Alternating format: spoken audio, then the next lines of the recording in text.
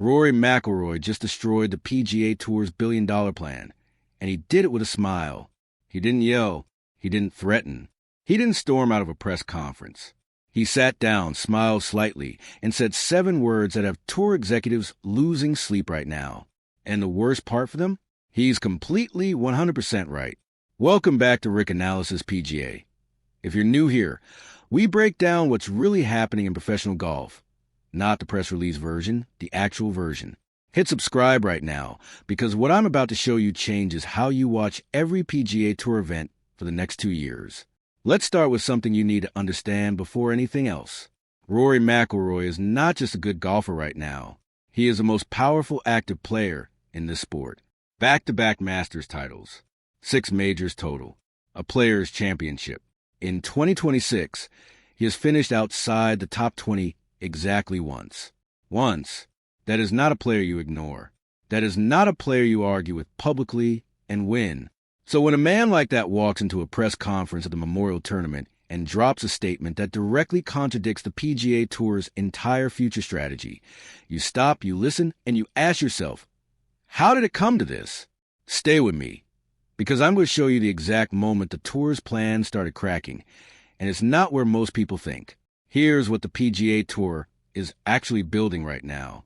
CEO Brian Rolapp has staked everything on a complete redesign of professional golf, targeting 2028, and it's called Track One. The pitch sounds great on paper. 16 elite events. The best players together more often. Real promotion and relegation. Bigger money, bigger stakes, bigger moments. Every sponsor conversation, every TV deal, every ticket price is built on one promise.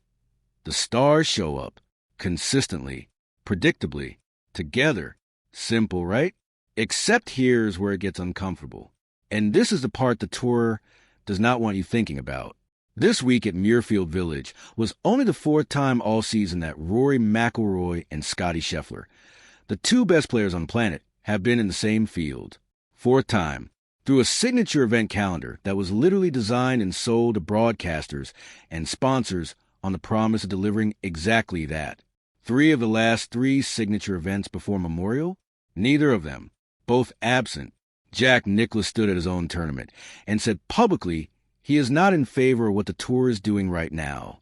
When the man who built Muirfield Village says that out loud on camera, you pay attention. But Jack's skepticism is nothing compared to what Rory said next. And I want you to hear this carefully. Rory McIlroy stood in front of those cameras and said, and I'm paraphrasing very slightly here, he feels like a part-timer these days. He said it with a smile. Nobody laughed.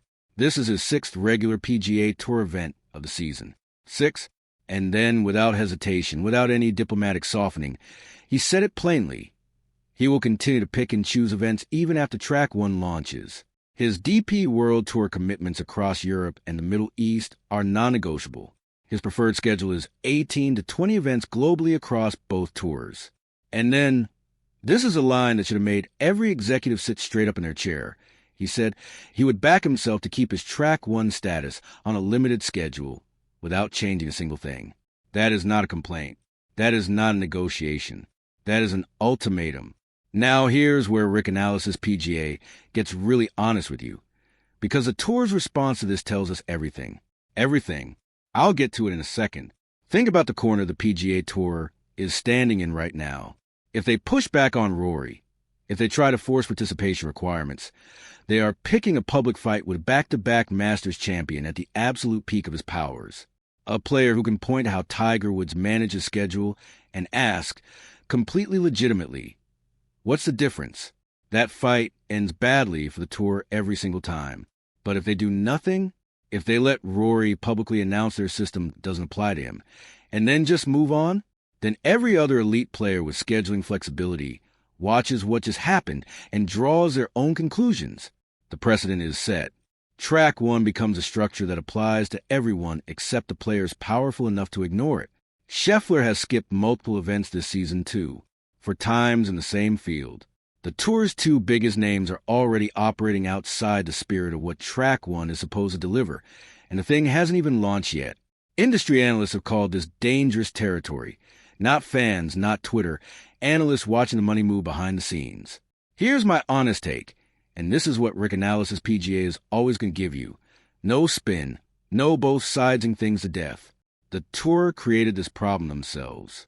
They designed a system around American players with no outside tour obligations, then signed international superstars without ever addressing the fundamental conflict at the center of that design.